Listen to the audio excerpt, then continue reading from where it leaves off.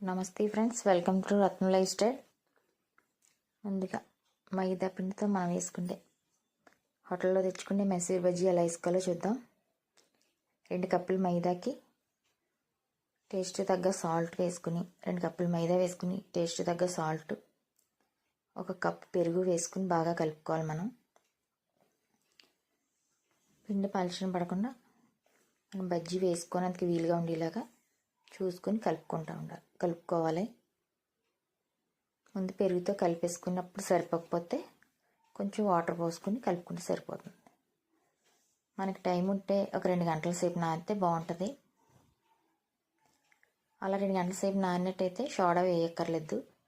మనం బజ్జీ వేసేటప్పుడు నూనె పెట్టుకుంటాం కదా పొయ్యి మీద, ఆ నూనె ఒక 2 స్పూన్లు వేసుకొని వేడివేడి నూనె కలిపేసుకొని వేసుకుంటే బాగుంటుంది అన్నమాట.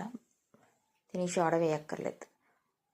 దీంట్లో కొంచెం వాము కూడా వేసుకుని పిండిదిగా 2 గంటల సేపు నానిన తర్వాత కొంచెం వాము వేసుకుని కలిపేసుకుని డీప్ ఫ్రైకి సరిపడా ఆయిల్ వేసుకుని స్టవ్ మీద బాణీ పెట్టుకుని డీప్ ఫ్రైకి సరిపడా ఆయిల్ వేసుకున్నాం. ఆయిల్ కాగిపోయిన తర్వాత మనకి ఏ సైజులో కావాలితే ఆ సైజులో బజ్జీలు వేసుకోవడమే.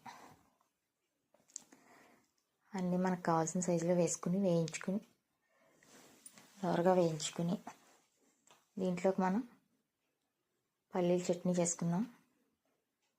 పల్లీ చట్నీతో సర్వ్ చేసుకుంటే ఎంతో టేస్టీగా రుచిగా ఉంటాయి బజ్జీలు రెడీ అయిపోతాయి.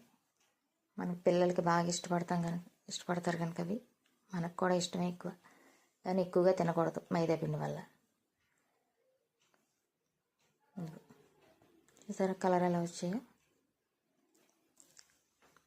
మన పిండి వెంటనే నానబెట్టి ఒక 10 నిమిషాలు వేసుకునేలా అయితే తిని సోడా వేసుకోవాలి, లేకపోతే తిని సోడా కూడా అవసరం లేదు.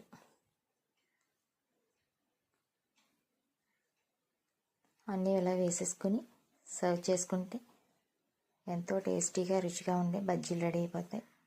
మీరు కూడా ఇలా ట్రై చేయండి ఫ్రెండ్స్. ట్రై చేసి మీకు ఎలా కుదిరిందో మాకు కామెంట్ చేయండి. వేగిపోయి అన్నీ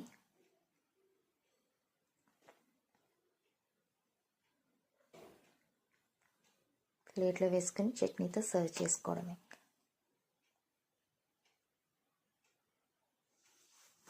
వేసుకుని చట్నీతో సర్వ్ చేసుకుంటే ఎంతో టేస్టీగా రుచిగా ఉండే Mysore bajji ready. Thank you for watching. మీరు కూడా ఇలా ట్రై చేయండి ఫ్రెండ్స్.